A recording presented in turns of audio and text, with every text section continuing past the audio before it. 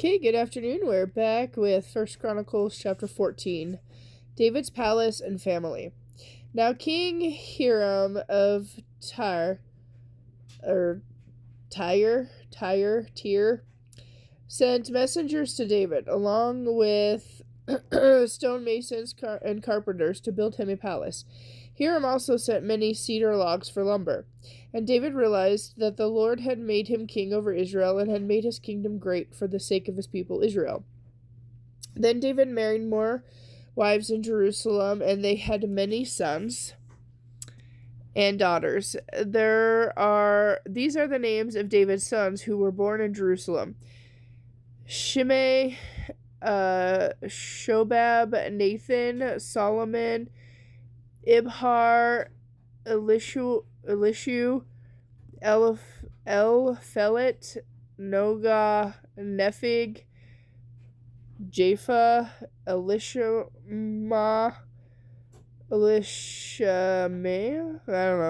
Elida, and Eliphelet. David conquers the Philistines. When the Philistines heard that David had been anointed king over all Israel, they mobilized all their forces to capture him, but David was told they were coming, so he and his men marched out to meet them. The Philistines had arrived in the valley of Ephraim and raided it. So David asked God, "Should I go out to fight Philistines? Will you hand them over to me?" The Lord replied, "Yes, go ahead. I will give you the victory." So David and his troops went to Baal Perazim and defeated the Philistines there. "God has done it," David explained. "He used me to burst through my enemies like a raging flood." So that place was named Baal Perazim, which means the Lord who burst through. The Philistines had abandoned their idols there, so David gave orders to burn them up. But after a while, the Philistines returned and raided the valley again, and once again David asked God what to do. "Do not attack them straight on," David replied. Do not attack them," God replied. "Instead, circle around behind them and attack them near the balsam trees. When you hear a sound like marching feet in the tops of the balsam trees, attack. That will be the signal that God is moving ahead of you to strike down the Philistines." So David did what God commanded, and he struck down the Philistine army all the way from Gibeon to Gezer. So David's fame spread everywhere, and the Lord caused all the nations to fear David. Excuse me while I turn the page. First Chronicles chapter 15. Preparing to move the ark. David now built several buildings for himself in the city of David, and he also prepared a place for the ark of God and set up a special tent there to shelter it. Then he issued these instructions: "When we transport the ark of God this time, no one except the Levites may carry it.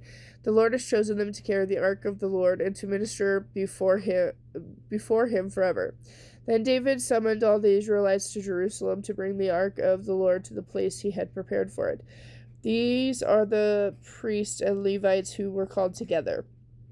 There were 120 from the clan of Kohath, with Uriel as their leader. There were 220 from the clan of Merari, with Asa as their as their leader.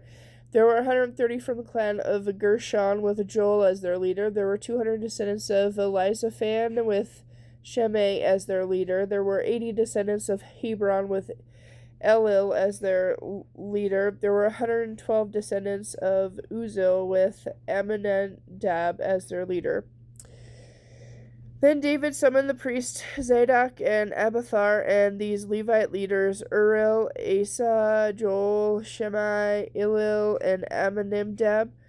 He said to them, "You are the leaders of the Levite families. You must purify yourselves and all your fellow Levites so you can bring the ark of the Lord, the God of Israel, to the place I have prepared for it. Because you Levites did not carry the ark the first time, the anger of the Lord our God burst out against us. We failed to ask God how to move it in the proper way. So the priests and the Levites purified themselves in order to bring the ark of the Lord, the God of Israel, to Jerusalem. Then the Levites carried the ark of God on their shoulders with its carrying poles, just as the Lord had instructed Moses. David also ordered the Levite leaders to appoint a choir of Levites who were singers and musicians to sing joyful songs to the accompaniment of lyres, harps, and cymbals. So the Levites appointed Heman, son of Joel, Asaph, son of Berekah, and Ethan, son of Cusha, from the clan of Miriah, to direct the musicians.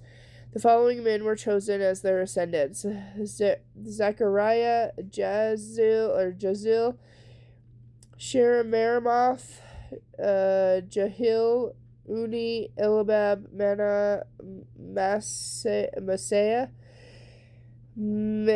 Mattathiah, Eliphelahu, Mikneiah, and the gatekeepers, Obed, Edom, and Jael.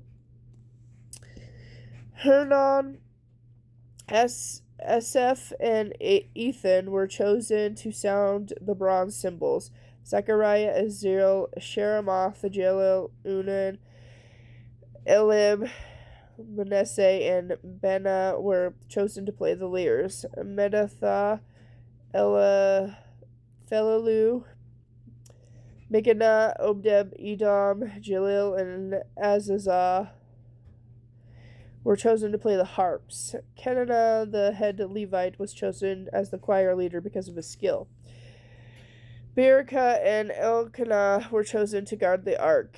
Shebaniah, Josaphat, Nathaniel, Amasa, Zechariah, Benaiah, and Eleazar, all of whom were priests, were chosen to blow the trumpets as they marched in front of the ark of God. Obed, Edom, sorry if I pronounced that wrong, and Jaiah were chosen to guard the ark, moving the ark to Jerusalem. Then David and the leaders of Israel and the generals of the army went to the home of Ebed-Edom to bring the ark of the Lord's covenant to Jerusalem with the great celebration. Because God was clearly helping the Levites as they carried the ark of the Lord's covenant, they sacrificed 7 bulls and 7 lambs. David was dressed in a robe of fine linen, as were the Levites who carried the ark, the singers, and Kenna, the song leader. David was also wearing a priestly tunic. So all Israel brought up the ark of the Lord's covenant to Jerusalem with the sounds of joy, the blowing of horns and trumpets, the crashing of cymbals, and loud playing on harps and lyres. But as the ark of the Lord's covenant entered the city of David, Michal, and the daughter of Saul, looked down from her window. When he saw King David dancing and leaping for joy, she was filled with contempt for him. Okay, and with that, I'll be back later with chapter 16.